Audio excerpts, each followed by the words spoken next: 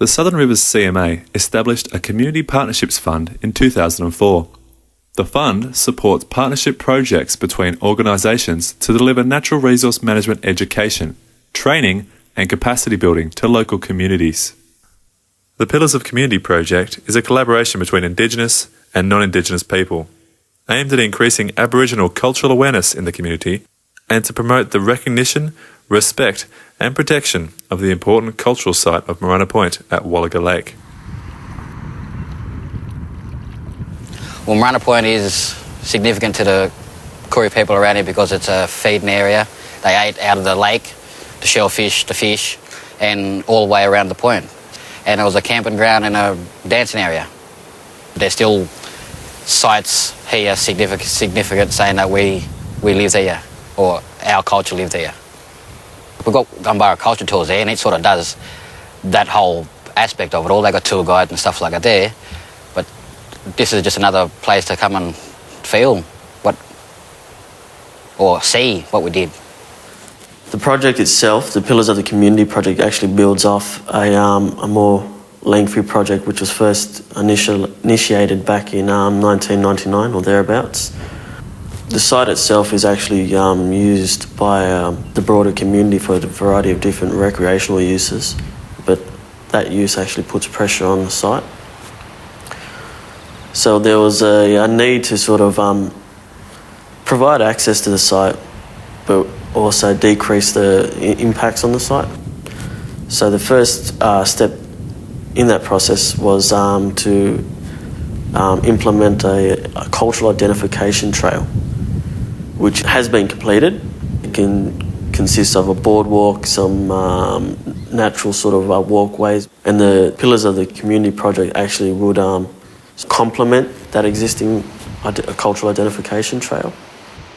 My role in this project has been that I chaired a now defunct committee of the council called the Bermagui Parks and Foreshore Committee, where we were invested with the care and maintenance of coastal crown reserves from about 10 kilometres north of Bermagui to 10 kilometres south of Bermagui. And we found that we were constantly coming into this arena where there was conflict, where people wanted to put car parks and toilets on places that the Aboriginals were saying, well, that's a ceremonial site, but we can't talk about it. So I sourced funding through the Australia Council to tell the story of the site so people who visited it could have an insight without feeling like they were being told, but they were actually learning something about the place they were involved in.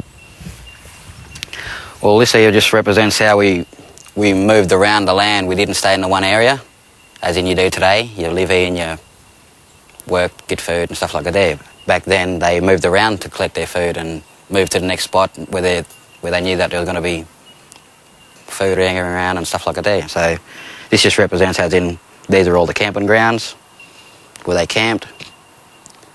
That's the sea, and it's a sea here and it's a watering hole really. So we always moved where there was water. And these are just the mountains and the valleys of what they had to get around to do to move to the next destinations. With my poll, I simply wanted to represent what you'd see when you were at Murunna. So there's the sea eagle, the migrating whales with their babies, and the little terns which are endangered. And around this side, behind the eagle's tail, represents where the lake comes into the ocean. I hope that these make people more aware of its cultural significance, and, you know, if the pavilion gets built, I think it would be a really cool thing for people to know about the background for the local Koori people. The project itself didn't actually sit within the general sort of natural resource management projects which we are presented with on a general basis. It was a little bit left of centre. It still contained its natural resource management issues. It still addressed Aboriginal culture and heritage, but the way it addressed it and the way it intended to achieve its objectives and outcomes was a little bit unique.